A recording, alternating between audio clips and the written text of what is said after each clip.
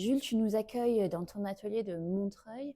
Tu présentes pour la galerie 20 District une œuvre qui te tient énormément à cœur et dont le titre n'est pas anodin pour toi parce qu'il se réfère à la littérature et que littérature, musique infuse énormément tes créations. Donc le titre de cette œuvre, c'est Pigment Névralgie, euh, dans la continuité du recueil de Léon Gontran Damas.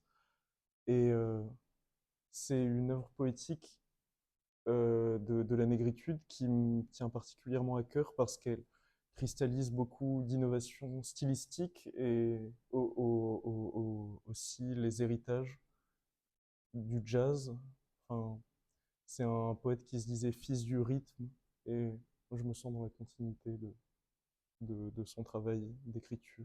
Parce que tu es né dans le sud de la France, mais tu as des liens très forts avec la Guadeloupe par ta maman, et je pense aussi qu'elle-même a des liens avec le Brésil.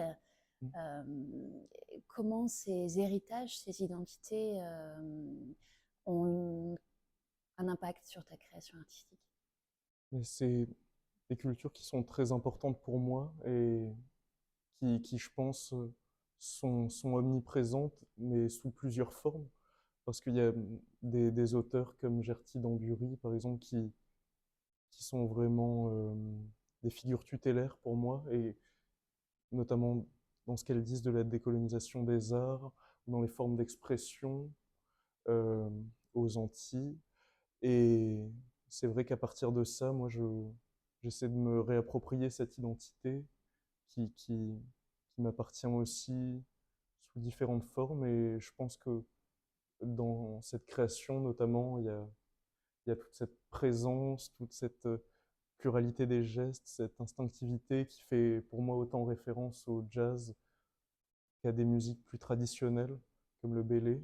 Et Parce que tu j'ai me disais que tu es emporté par des lectures et qu'ensuite tu ressens le besoin de capter ce que tu as lu dans une création artistique.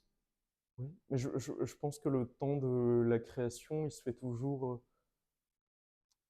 dans plusieurs espaces mentaux.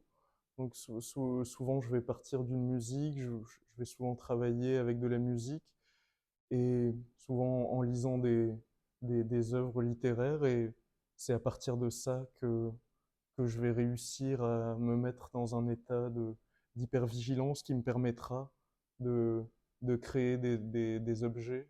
Je me sens dans la continuité d'écrivains comme Kofi Kwaoulé qui, qui parle de ça dans Frères de son. Je pense être un frère de son de beaucoup de compositeurs et de beaucoup d'écrivains qui sont partout. Donc quand tu as créé cette œuvre, tu ne savais pas quel allait être le résultat final. Non.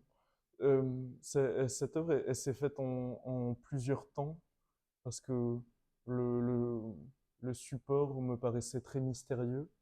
Et, Le support qui est un châssis en bois. et c'est vrai que le fait de commencer à travailler autour du pigment noir, de l'encre de Chine, de l'acrylique, beaucoup d'eau, ça m'a permis de créer comme ça une sorte de minéralité, de rapport comme ça à cette nature, et d'essayer de retranscrire une forme qui pour moi est toujours en mouvement. C'était difficile de la figer, mais quand j'ai senti qu'elle était terminée, j'ai arrêté de douter. Donc c'est un châssis de 2,60 Hmm. m sur combien à peu près? Sur à peu près 80 centimètres. D'accord. Et la technique, tu en parlais juste à l'instant. Tu peux détailler un peu plus?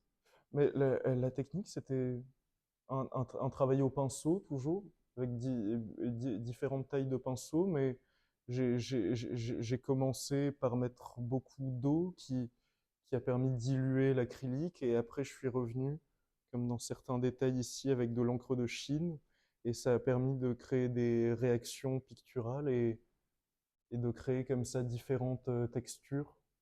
Et c'était très important pour moi de voir aussi comment la peinture séchait, comment elle pouvait créer des superpositions.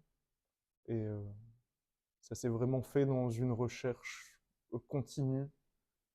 Alors, je te disais tout à l'heure que moi, je voyais un corps de femme, mais toi, tu ne vois pas forcément, tu penses à quelque chose d'une forme humaine, mais sans plus.